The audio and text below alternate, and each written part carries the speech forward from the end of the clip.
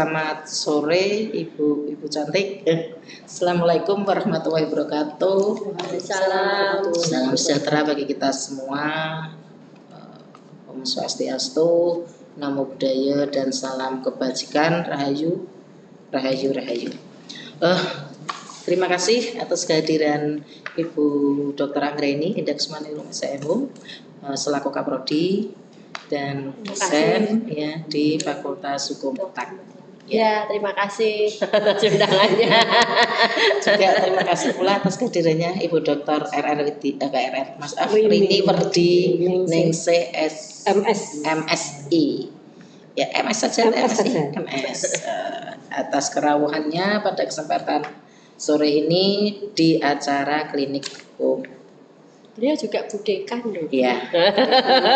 Ibu Dan dekan. sehari-hari berkantor di FISIP ya, Fakultas Ilmu Sosial dan Politik, dan menjabat sebagai dekan. Sekaligus mungkin mengajar di D3, S1, S2 gitu ya. Dan terima kasih atas dengan segala kesibukannya telah meluangkan waktu dan bisa bergabung pada kesempatan sore ini dengan tema klinik hukum kita kali ini adalah pemenuhan hak atas pendidikan, hak anak atas pendidikan, begitu ya. Ini saya sangat terhormat sekali bisa bertemu dengan ibu-ibu yang hebat. Memang pendidikan itu kan merupakan hal terpenting ya dalam kehidupan manusia, dan ini sesuai dengan amanat dalam pasal 31 Undang-Undang 1945, yaitu bahwa pendidikan merupakan hak dari setiap warga negara. Sehingga mestinya berarti kan bahwa dalam menempuh pendidikan itu tidak ada seorang pun yang bisa menghalangi seseorang untuk menempuh pendidikan sampai dari tingkat usia dini sampai ke tingkat yang setinggi-tingginya. Begitu jadi mestinya seperti itu. Nah, ya, apa sih yang namanya pendidikan? Itu pendidikan adalah usaha sadar untuk mengembangkan kepribadian dan kemampuan di dalam dan di luar sekolah yang berlangsung seumur hidup.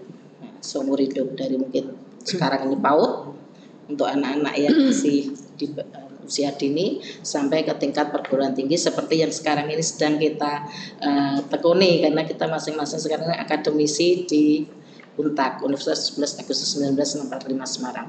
Mungkin untuk kesempatan yang pertama saya akan berikan kepada Bu Dr. Anggraini Indah Kusmaningrum untuk memaparkan wawasan tentang tadi secara makro. Ya, baik. Terima kasih Bu Dr.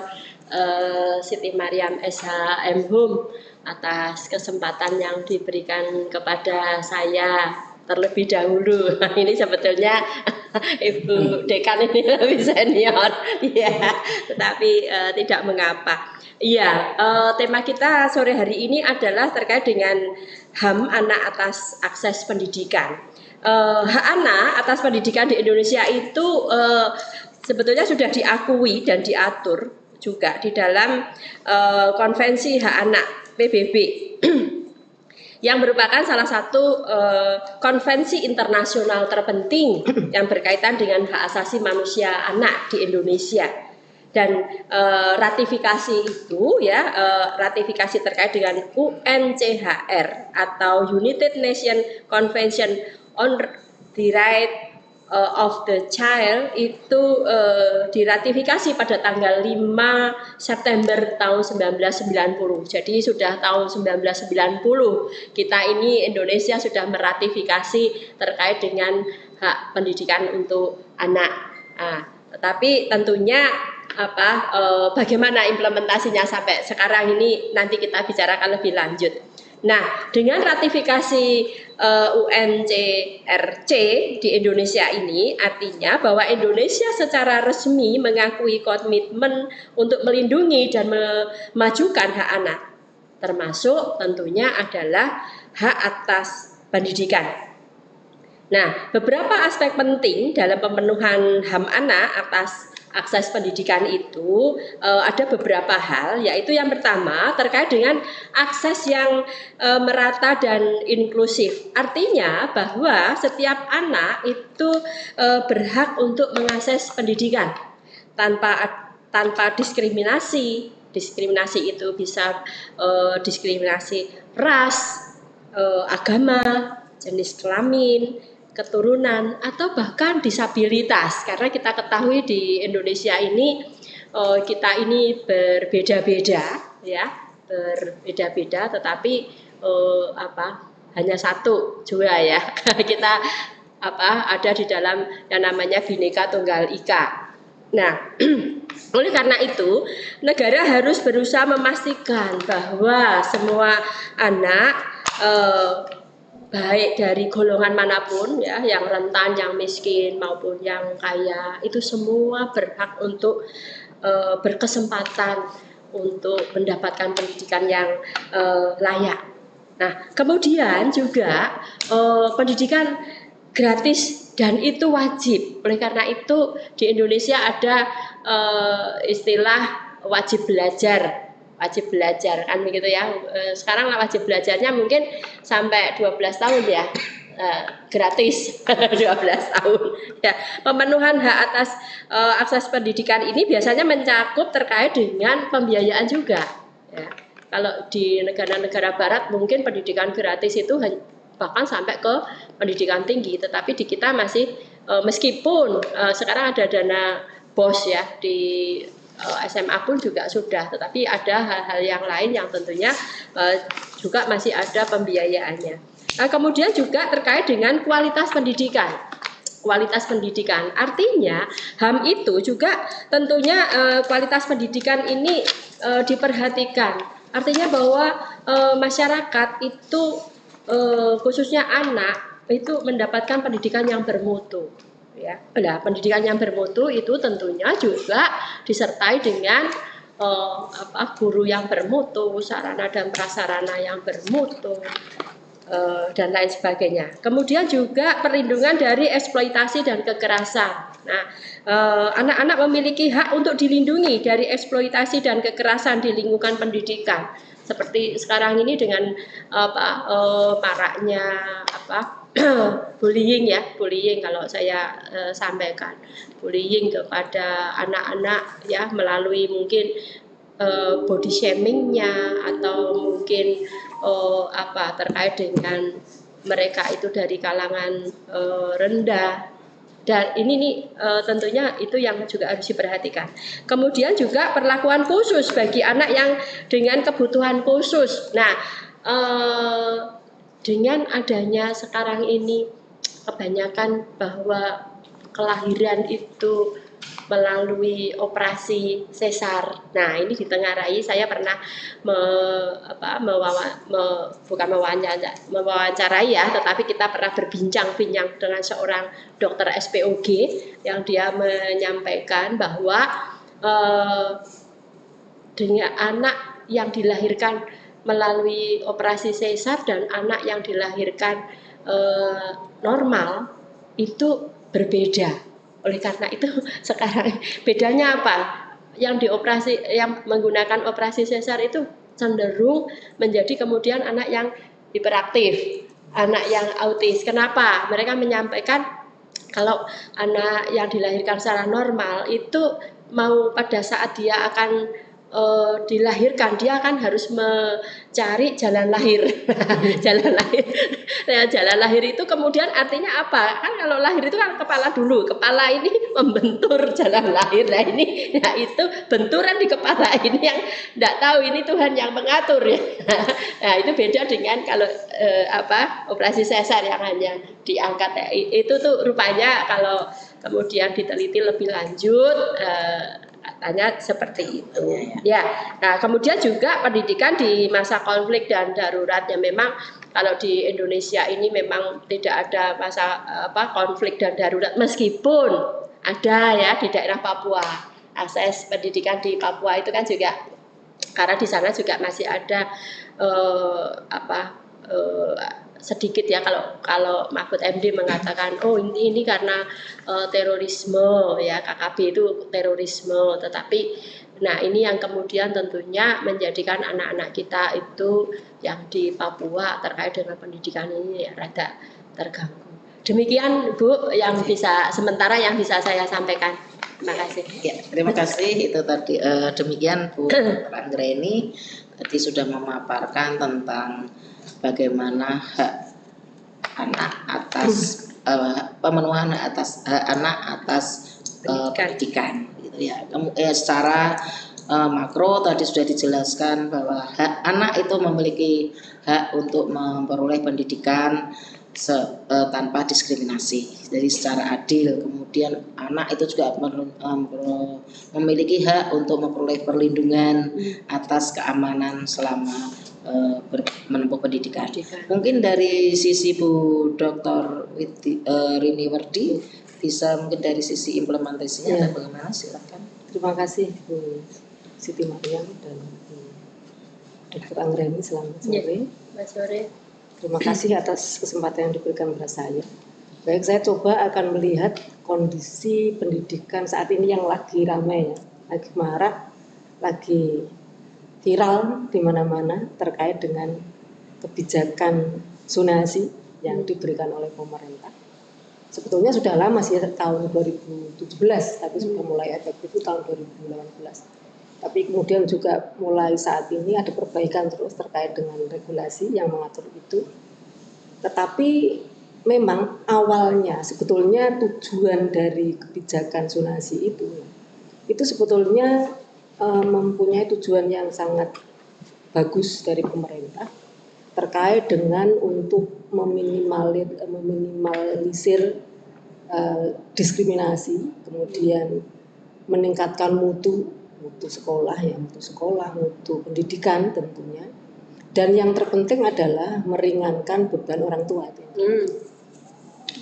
Tetapi dalam perkembangannya memang banyak faktor perkembangannya yang itu terjadi pro kontra, karena memang dari beberapa perspektif penilaian dari masyarakat pendidikan, khususnya di sini adalah dari sekolah dan orang tua, itu memang masing-masing berbeda. Seperti saya katakan tadi bahwa sistem zonasi itu kan mengatur satu kebijakan di mana penerimaan siswa itu berdasarkan jarak rumah dan sekolah. Jadi lebih ke jarak antara kecamatan dan unit pendidikan itu seperti apa. Kemudian maksudnya apa? Kalau dulu itu kan berkembang satu, ada sekolah yang bisa dikatakan sekolah unggulan, sekolah tidak unggulan seperti itu, sehingga itu menurut kacamata masyarakat umum itu merupakan diskriminasi, karena masyarakat sekolah favorit itu otomatis yang datang ya orang-orang yang berduit, gitu. Yang mampu pada saat mau masuk tentunya dia ada bimbel dan sebagainya, sehingga pada saat ada ujian nasional dia bisa memperoleh nilai itu gitu, sehingga dia bisa masuk dan sebagainya. Sementara orang yang tidak mampu kan tidak bisa seperti itu, padahal belum tentu dia nggak pintar gitu. Satu. Sehingga kemudian dengan adanya sistem zonasi, pemerintah mencoba untuk agar diskriminasi itu dieliminir. Satu. Kemudian berusaha untuk meningkatkan mutu di semua elemen, di semua daerah, seperti itu. Zonasi itu sebetulnya seperti itu. Nah, kemudian kebetulan saya 2 kali itu melakukan penelitian terkait dengan zonasi. Yang pertama itu tahun 2018 atau 2020 pertama kali zonasi marak itu. Kemudian terakhir kemarin tahun 2022 coba saya teliti lagi. Jadi ternyata sisi positif itu pun dari masing-masing kelompok itu berbeda. Misalnya kalau dari sekolah yang tadinya sekolah yang favorit itu melihat bahwa yang masuk itu cenderung ada penurunan kualitas, karena memang nggak bisa menyaring, sehingga tidak ada lagi yang eksklusif, kelas itu nggak ada, sehingga misalnya sekolah X gitu ya, di sini sekolah yang tadinya favorit sekarang biasa-biasa saja gitu. Tidak lagi istimewa. Nah, kemudian sementara sekolah-sekolah yang di luaran, yang pinggiran, di marginal, sekolah pinggiran itu, mereka yang tadinya sedikit peminat sekarang banyak peminat. Karena apa? Karena zonasi tadi kan diatur. Kemudian itu dari sisi sekolah ya. Di sekolah untuk menerima kualitas itu saja nggak bisa maksimal seperti kemarin karena memang nggak ada sistem tes rekrutmen yang bagus maksimal nggak bisa. Karena mau tidak mau harus menerima karena sistem di penerimaan PPDB itu kan zonasi pemerintah mencanangkan memang masing-masing diatur oleh daerah ya. Misalnya di Jawa Tengah itu di Provinsi Jawa Tengah minimal itu 55% harus menerima dari zonasi, harus minimal. Daerah jangkauan kalau SMA itu kan 9 sampai 10 km dari rumah. Hitungannya kan kecamatan dengan unit pendidikan itu ya. Di SMA mana, SMA 1, SMA. Sementara kalau SMP itu kan 5 sampai 7 km. Kalau SD itu maksimal 3 km itu seperti itu. Maka mau tidak mau harus menerima seperti itu. Sehingga itu tadi.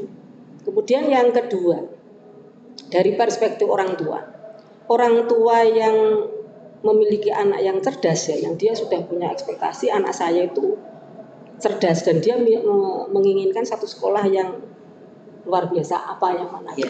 Dan itu nggak bisa karena dia sudah ada pembatasan zonasi tadi, sehingga itu kekecewaan satu. Kemudian yang kedua dia nggak bisa memilih sesuai dengan apa yang harus dia harapkan. Itu dari perspektif orang tua negatifnya, yang kontranya ya. Kemudian yang pronya, masyarakat itu mengatakan dengan adanya zonasi justru ngirit gitu. Kalau dekat rumah kan nggak perlu mengeluarkan uang banyak. Iya, transportasi bisa kemudian dia bisa sekolah dengan sesuai dengan harapannya tanpa dia harus minder dulu. Karena dia sudah punya, saya bisa masuk ke sana. Itu seperti itu. Jadi beberapa hal itu memang dari perspektif orang tua dan sekolah itu memang berbeda. Digolongkan lagi, sekolah-sekolah yang tadinya favorit dan sekolah yang pinggiran juga berbeda. Begitu juga dengan orang tua. Orang tua yang dia merasa bahwa saya itu punya kemampuan, anak saya harus masuk di sekolah favorit. Karena seperti ini. Tapi dia nggak bisa itu sekarang. Karena memang zonasi aturan memang mengatur seperti itu. Sementara yang orang tua biasa tadi sekarang nggak masalah. Sehingga itu memang seperti itu. Jadi pro kontra itu wajar. Jadi kalau merasa diuntungkan pasti dia merasa akan pro ya. Kemudian kalau dia merasa rugi ya dia akan kontra.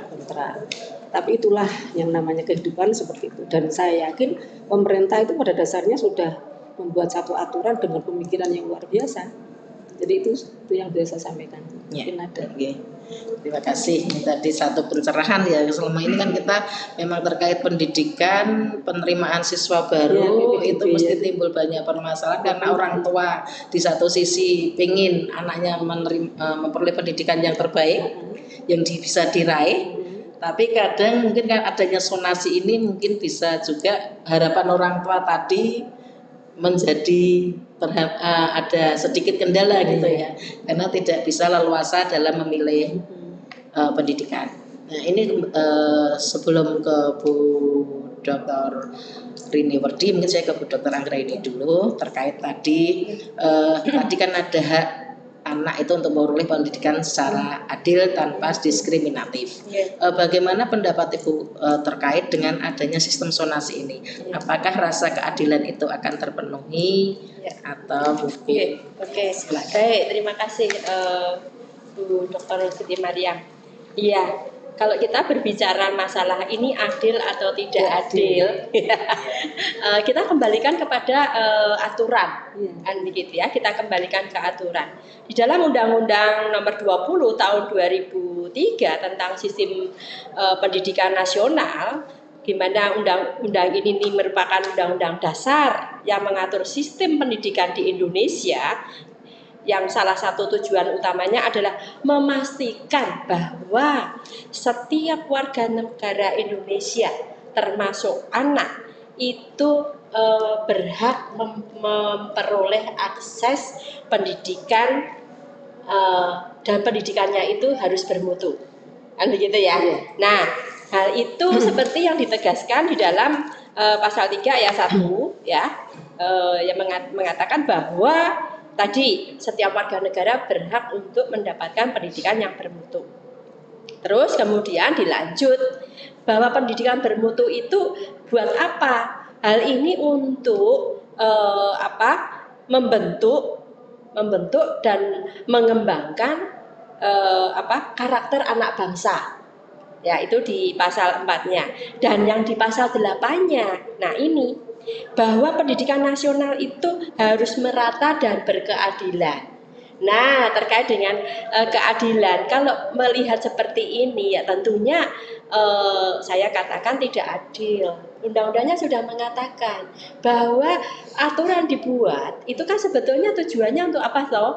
Aturan dibuat itu tujuannya untuk satu, ini teorinya Gustav Radbruch ya, yang mengatakan bahwa undang-undang dibuat itu atau aturan dibuat itu untuk keadilan, kepastian, dan kemudian kemanfaatan yang terakhir. Memang ketiga-tiganya ini tidak bisa ditempuh, kan begitu ya? Yang mana dulu, kan begitu? Nah, kalau melihat sistem zonasi, sistem zonasi ini, kira-kira berkeadilan tidak? Kalau saya katakan tidak.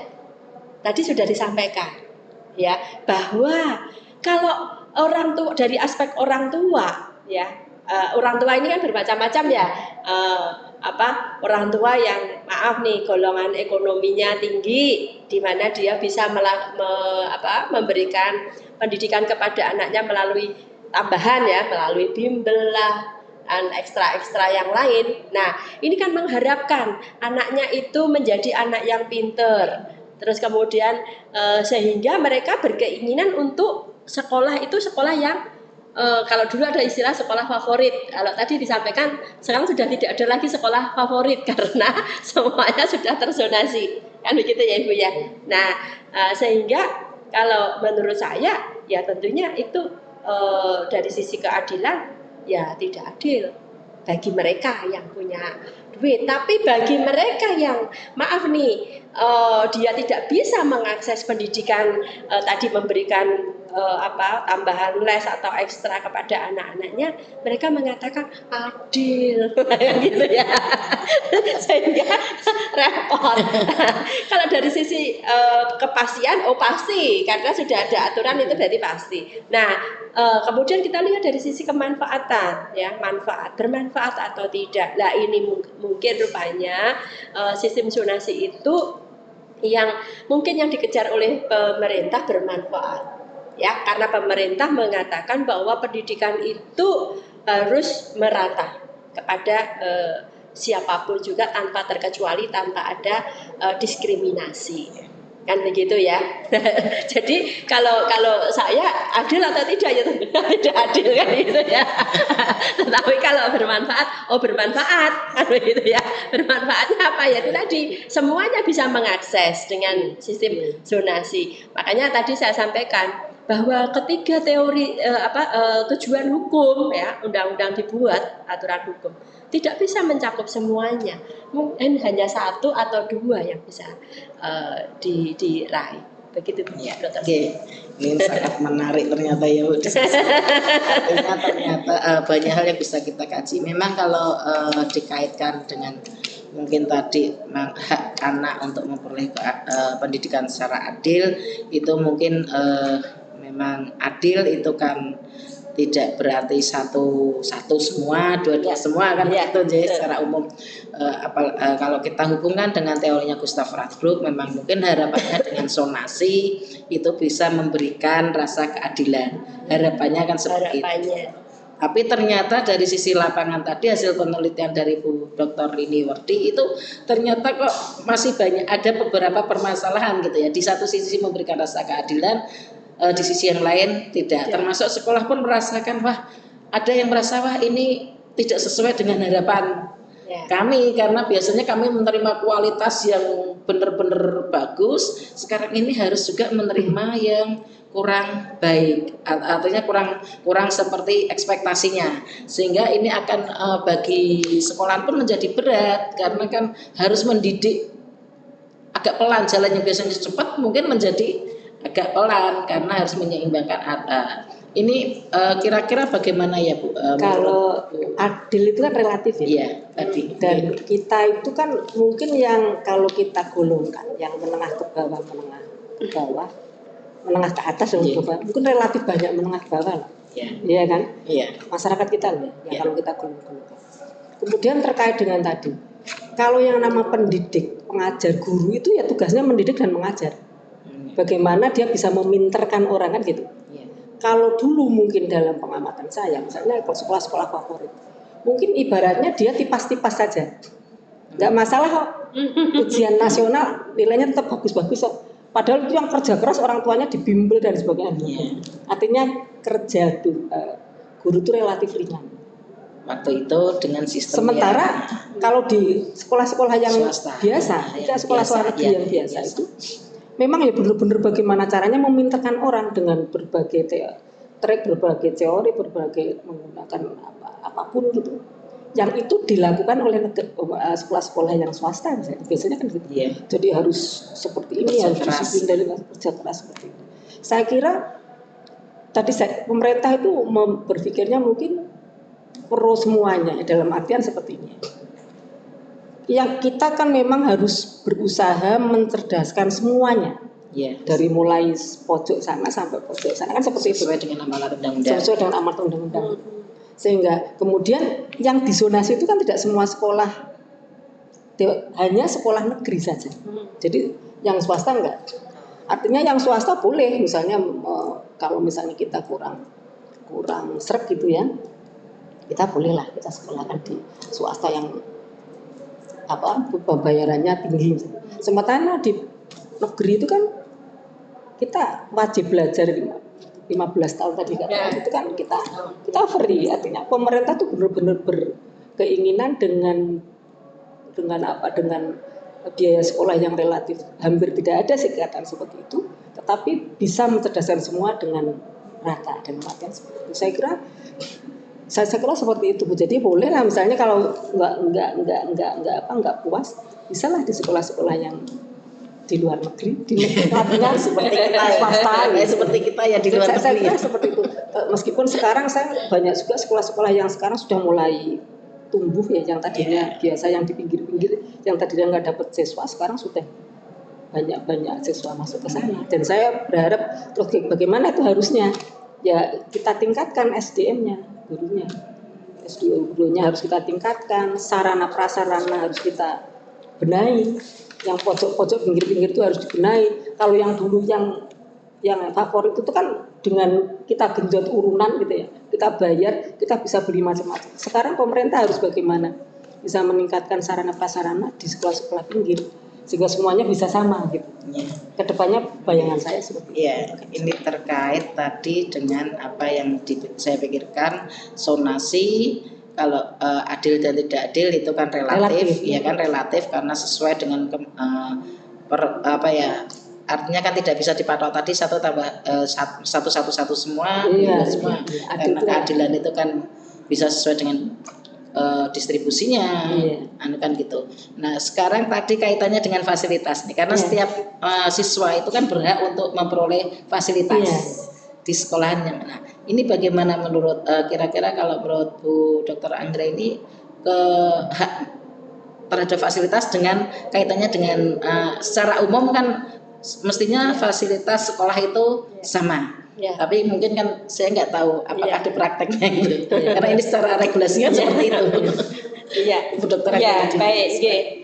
Kalau menurut saya terkait dengan fasilitas, yang namanya pendidikan itu kan tadi sudah disampaikan bahwa itu kan harus merata, sama. Oleh karena itu ya tentunya terkait dengan fasilitas ini harus sama. Pemerintah ya harus menyediakan fasilitas, sarana prasarana itu secara sama lah. Kalau tadi kemudian disampaikan ini kalau sistem zonasi itu kan hanya sementara ini nih. Sementara ini baru untuk yang universitas, sekolah-sekolah negeri. Hanya negeri ya.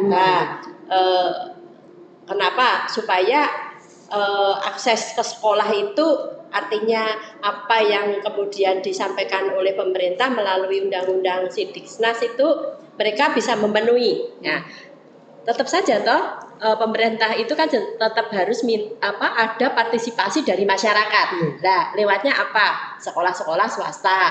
Ya, tadi disampaikan Bu Dr. Rini Wardi bahwa kalau sudah orang tuanya tidak mau di sekolah negeri, ya sudah sekolah di sekolah swasta, tidak masalah. Dan terbukti sekarang ini masih banyak juga sekolah swasta yang favorit kan gitu ya Ibu ya. Nah, oleh karena itu tadi kembali lagi ke sarana prasarana, ya tentunya karena ini sekolah negeri dan sekolah negeri itu pembiayaannya oleh negara kan gitu ya, ya mau tidak mau ya harus dipenuhi kan begitu ya. Artinya apa? Artinya pemerintah harus tetap menganggarkan terkait dengan penganggaran pendidikan tersebut. Nah, dan jangan lupa ibu-ibu, yang namanya pendidikan ini terhadap anak. Tadi saya sampaikan ya, ada anak itu yang normal, tapi ada juga anak-anak yang hiperaktif, kemudian anak-anak autis, yang notabene mereka itu adalah anak-anak yang mempunyai kebutuhan khusus. Nah, terkait dengan anak-anak kebutuhan khusus ini, apakah mereka juga sudah mendapatkan akses itu? Kan begitu ya. Kalau kita sekarang ini kan berbicaranya masalah anak-anak yang normal. Ya, terkait dengan pendidikan khusus bagaimana? Apakah itu juga sudah tertampung? Nah, bagaimana juga dengan sistem zonasi? Apakah mereka juga bisa mengakses terkait dengan zonasi itu? Nah, ini juga sebetulnya PR-nya banyak. Tetapi kalau terkait dengan sarana prasarana, bagaimanapun juga negara harus menyediakan ya, sebagaimana amanat undang-undang dasar 1945 tadi Bu Dr. Siti Mariam sampaikan di pasal 31 bahwa pendidikan itu adalah hak setiap warga negara. Kan begitu ya. Ya. Berarti ini sangat menarik karena berarti kan kalau sebenarnya untuk setiap siswa untuk memperoleh sarana dan prasarana tadi itu kalau kita tanya dengan kemampuan pemerintah dalam menyediakan pelayanan kan, standar minimal mesti ada kan, standar minimal ada kan begitu. Tadi kalau kembali ke sistem zonasi, yang sebelum sistem zonasi itu kan memang ada sekolah yang favorit unggul itu dalam memperoleh pembiayaan kan, tidak mereka mudah karena memang sistem material itu orang-orang kuat dan orang-orang yang memang mampu untuk mengembangkan juga ya, termasuk ya dan punya kemampuan menyumbang pendanaan. Nah, sekarang yang sistem sekarang ini kemudian kan akan menjadi sepertinya menjadi agak gini ya. Karena timbang karena yang zonasi yang awalnya sekolah unggul kan mesti menjadi sekolah-sekolah tetap dengan segala fasilitas yang lebih lengkap dibanding yang baru negeri yang misalnya standar. Nah, ini bagaimana cara sekolah untuk bisa menjadikan fasilitas yang dia miliki itu sama gitu ya, misalnya berkembang seperti yang diinginkan. Sebetulnya pemerintah itu tidak menutup mata. Jadi sudah diatur terkait dengan pendanaan untuk sekolah di negeri. Jadi sudah diatur tuh untuk kesejahteraan gurunya, untuk sekolahnya, pengembangan sarana prasarana. Itu sudah diatur semuanya. Termasuk tadi misalnya ada kegiatan-kegiatan yang itu tidak boleh Jadi gini, zonasi itu juga merupakan kebijakan zonasi itu untuk menghindari pungli tadi. Itu seperti itu juga salah satu tujuan pemerintah agar bersih, transparan. Itu tujuan pemerintah seperti itu, agar sekolah itu dalam melaksanakan pendidikan itu transparan, semuanya transparan di dalam pelaksanaan pendidikan, baik dari sisi sekolah maupun orang tua itu tahu persis apa yang dilakukan. Tetapi karena memang pemerintah itu kan memang sudah siapkan itu semuanya. Kemudian yang diberikan sarana prasarana yang memang sudah standar itu. Yes, standar. Sudah standar, memang tentunya masih ada beberapa yang itu harus dibenahi memang oleh pemerintah. Saya yakin seperti itu. Tapi kalau dari pengamatan saya, jadi beberapa penelitian itu sebetulnya masing-masing sekolah itu sekarang sudah berbeda zamannya dengan dulu. Artinya sekarang itu sudah mendapatkan perhatian khusus dari pemerintah. Itu seperti itu. Termasuk misalnya tadi itu kan sarana prasarana, termasuk mungkin SDM ya. SDM kan harus ada rotasi misalnya, rotasi yang tadinya di sekolah yang dulu favorit misalnya, itu bisa di rolling tuh, sehingga guru yang pinter, misalnya guru yang itu harus sampai sekarang sudah, dan pemerintah sudah, saya lihat sudah. Jadi tidak ada guru yang lama sekali di dalam, itu nggak ada. Sekarang sudah di rolling. Kepala sekolah tadi sini pindah kepala sekolah sini. Yang sudah sukses biasanya di dua entah dengan promosi gitu ya, promosi ke sekolah-sekolah yang ya memang kayaknya memang seperti itu, ada rotasi seperti itu kalau saya lihat dari kebijakan pemerintah seperti itu untuk pengembangan pendidikan tadi. Ya. Menurut pengalaman Bu Dokter ini dari beberapa telah melakukan 2 kali penelitian ya terkait dengan zonasi ini. Dari tahun ke tahun pelaksanaan zonasi di Kota Semarang. Di Kota Semarang. Itu bagaimana? Semakin bagus. Jadi semakin bagus. Kalau dulu kan ada misalnya satu daerah itu waktu kalau saat diprotes, saya kok nggak bisa ya masuk sekolah itu, padahal rumahku cedak gitu loh. Padahal nggak bisa karena kan itu aturannya kan kecamatan dengan jarak kecamatan dengan unit pendidikan. Padahal kalau misalnya SMA-nya di sini. Sekolahnya dekat tapi dia masuknya di zona lain kan bisa aja kecamatannya maksudnya kecamatan mana. Tapi kalau nggak salah kemarin saya membaca itu ada satu sudah akan ada semakin hari semakin tahun gitu. Kalau ada masalah langsung diurai kalau tidak salah itu ada perbaikan. Jadi mulai tahun itu kan sudah mulai ada pembaruan itu. Karena itu yang membaharui ya dari pemerintah daerah sendiri. Terakhir mungkin sebelum diakhiri ya karena waktu kita pendapat mungkin Bu Ang pendapat terakhir pernyataan yang harapan kemudian ke depan dengan sistem zonasi ini dan pemenuhan pendidikan anak atas pendidikan. Baik, closing statement ya artinya bahwa yang namanya anak itu kan adalah aset bangsa. Ya, dimana seseorang itu bisa menjadi besar salah satunya adalah melalui pendidikan. Nah, oleh karena itu tentunya anak-anak ini ya harus mendapatkan pendidikan secara layak, bermutu, melalui sarana prasarana yang baik dan tentunya juga guru-guru yang baik dan kemudian kompeten. Kalau saya itu. Terima kasih. Bu Dokter Rini Werdi, kalau harapan saya ya bahwa yang terpenting adalah ada kerjasama orang tua dan sekolah. Itu penting sekali. Kesadaran orang tua bahwa untuk menjadikan seseorang itu bagus itu bukan tanggung jawab sekolah semata, tapi orang tua juga punya. Karena orang tua itu punya kepentingan, punya tanggung jawab yang luar biasa sehingga bersama-sama dengan sekolah tentunya. Maka terkait dengan ada kebijakan zonasi itu saya pikir memang perlu ada sosialisasi yang terus-menerus untuk orang tua. Memang dari hasil penelitian saya memang banyak orang tua nggak begitu paham betul, sehingga karena nggak paham tadi gampang sekali dia mengeluarkan statement tertentu gitu. Jadi seperti itu, saya kira itu dari saya. Jadi sekali lagi untuk yang namanya pendidikan itu tanggung jawab semuanya ya, sama sekolah, orang tua, masyarakat. Dan orang tua itu punya tanggung jawab yang luar biasa sehingga anak kita jadi sukses gitu. Orang tua itu gitu. Terima kasih. Jadi itu demikian tadi ya hasil dari perbincangan kami dengan kedua narasumber Ibu Dr. Anggraini Kussumaningrum SHM yang menjabat sebagai Kaprodi dan juga dosen Fakultas Hukum Unpad, sekaligus dan Ibu Dr. Rini Werdi Ningsih MS Dekan Fakultas Ilmu Sosial dan Politik Unpad Semarang. Sebelum saya akhiri mungkin ada satu kata yang perlu kita jadikan reasoning bahwa pendidikan itu tidak menjadi tanggung jawab sekolah semata, tapi menjadi tanggung jawab kita bersama, termasuk orang tua dan lingkungan. Begitu, Nji. Terima kasih.